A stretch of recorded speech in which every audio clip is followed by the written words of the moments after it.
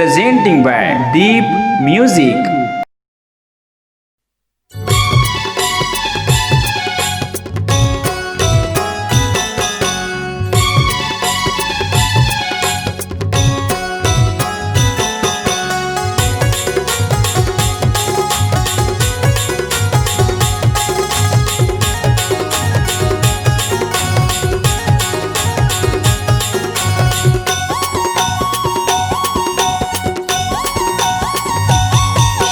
कैसे तय दुबरा था से अनीता लेकर सलाह मितानिन के तैहा खाए कर टूरी गोली वो बढ़िया विटामिन के तैहा खाए कर टूरी गोली वो बढ़िया विटामिन के।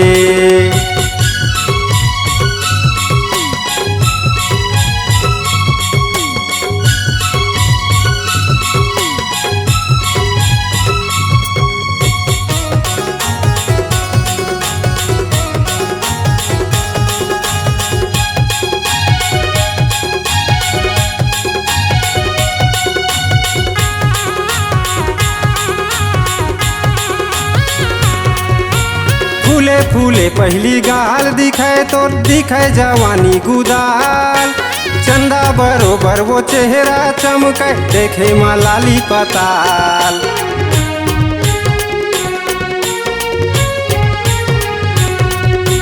फूले फूले पहली गाल दिखे तो दिखे जवानी गुदाल चंदा बरोबर वो चेहरा चमके देखे मलाली पताल।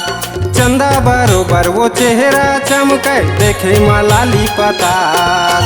राख ले गोरी वो तनला जतन के हवे जवानी के दिन के तैहा खाए कर टूरी गोली वो बढ़िया विटामिन के तैहा खाए कर टूरी गोली वो बढ़िया विटामिन के।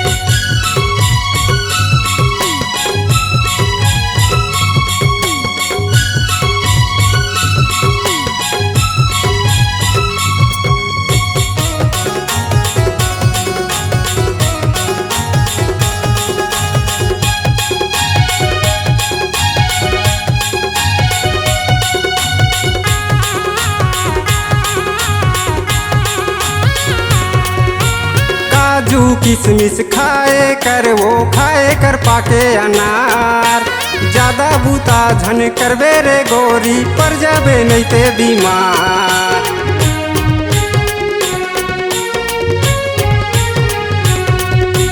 काजू किशमिश खाए कर वो खाए कर पाके अनार ज्यादा बूता झन करबे रे गोरी पर जाबे नहीं ते बीमार। ज्यादा बूता झन करबे रे गोरी पर जाबे नहीं ते बीमार। राख ले गोरी वो तनला जतन के हवे जवानी के दिन के तैहा खाए कर टूरी गोली वो बढ़िया विटामिन के तैहा खाए कर टूरी गोली वो बढ़िया विटामिन के। कैसे तय दुबरा था से अनीता लेकर सलाह मितानिन के तैहा खाए कर टूरी गोली वो बढ़िया विटामिन के तैहा खाए कर टूरी गोली वो बढ़िया विटामिन के तैहा खाए कर टूरी गोली वो बढ़िया विटामिन के तैहा खाए कर टूरी गोली वो बढ़िया विटामिन के।